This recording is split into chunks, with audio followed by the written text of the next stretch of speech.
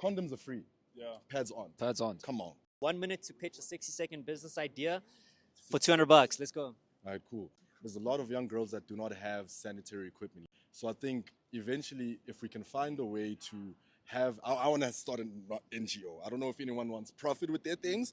I need an NGO. If people can come and make sure that they are dropping off sanitary pads or sanitary tampons, leaving them in boxes that are allocated around Rosebank, bro. I feel like we have a few people there that can do a lot when it comes to that.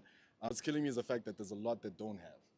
I think if we can raise awareness on that, then because condoms are free, pads on. Second person to say this. No ways. Yeah. Who else? Her organization is called She's Power, and she's trying to make pads free. She donates as well, but ultimately that's her goal, like pads being free. I'd say fund because this is something that needs more awareness. I think if there's someone that came in already, then I'm happy because my main goal is spreading awareness. We need that thing to be free for sure, bro. All right, and if we fund it, where's the money going?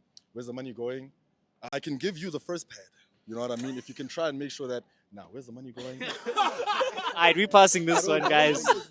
We'll give you $50 for sure. Oh, am I?